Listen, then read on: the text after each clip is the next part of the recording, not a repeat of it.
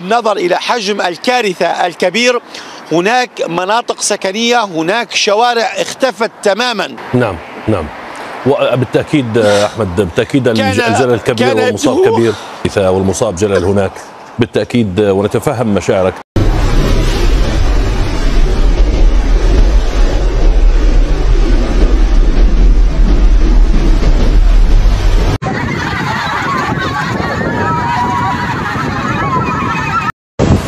ريتك تبعت الله من قلب بدري، يصير ماله يصير جار من قلب بدري.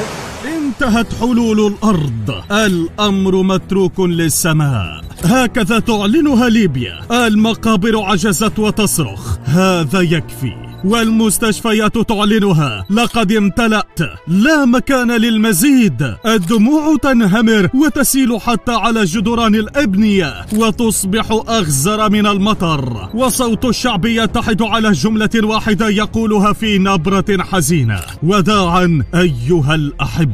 أحياء كاملة تختفي من على الخريطة، وسكانها إما قتلى أو مفقودين. أبراج شاهقة تسقط في ثوان قليلة كأوراق الشجر في الخريف، ومدن عامرة تتحول في مشهد درامي إلى ركام لا يسمع فيها صوت، وأصبحت خاوية على عروشها. كل شيء يبكي في ليبيا، والجميع يوجه يده نحو السماء داعين: أنقذنا يا الله. كيف حول إعصار دانيال ليبيا إلى مأتم كبير؟ وكم وصل عدد القتلى والمفقودين جراء الإعصار المدمر حتى الآن؟ وماذا تقول توقعات حول عدد القتلى الحقيقي؟ وما هي الدول التي أسرعت بمساعدة الشعب الليبي في مصيبته؟ لتعرف إجابة كل تلك الأسئلة تابع الفيديو للنهاية.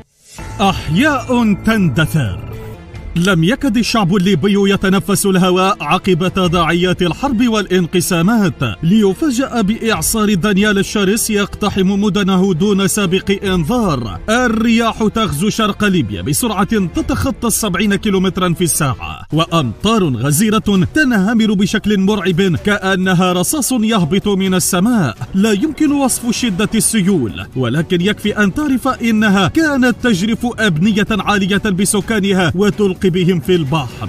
مدن الشرق كالبيضاء وبنغازي والمرج والجبل الأخضر تحولت جميعها إلى مدن منكوبة. أما مدينة درنا فتلك مصيبة كبرى وحدها، فقد اختفت فيها مناطق بسكانها من على الخريطة، وأصبح حالها خارجا تماما عن السيطرة. فما الذي حدث في تلك المدينة المنكوبة؟ مشاهد تحبس الأنفاس.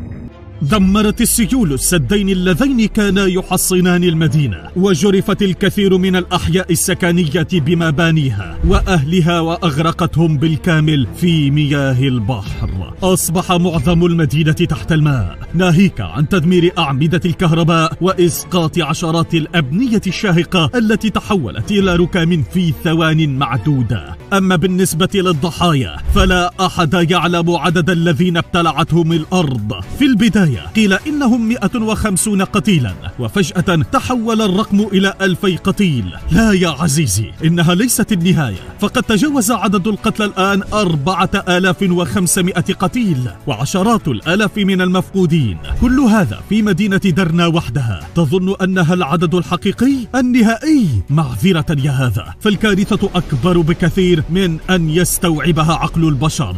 فالتوقعات تقول أن عدد القتلى سيصل وربما يتخطى 10,000 قتيل. أما عن عدد المفقودين فحدث ولا حرج، فمن المتوقع أن يتجاوز عددهم 100,000 مفقود. في درنا خرج الأمر عن سيطرة السلطات الليبية، وتم إعلانها مدينة منكوبة. حتى الصليب الأحمر الذي سارع لإنقاذ ما يمكن إنقاذه أعلن مقتل 3 من أعضائه أثناء عمليات الإنقاذ، وأن الوضع في المدينة ضبابي ولا يمكن تحديد أي شيء. مناطق أشباح.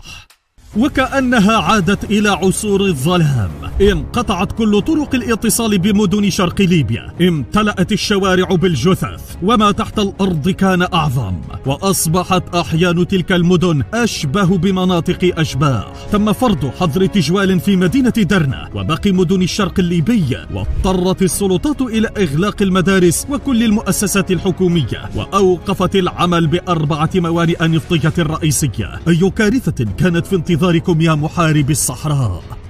دول حاولت المساعدة، أدمت ليبيا القلوب وذرفت من أجلها الدموع، وهنا جاء دور الأشقاء، فقد سارعت مصر وتونس والجزائر بالتنسيق مع السلطات الليبية بإرسال المساعدات المادية والبشرية للمدن المتضررة، وقامت قطر والعديد من الدول العربية بنفس الشيء. الكل يحاول تقديم المساعدة، ولكن الكارثة فعلا أكبر من يد البشر.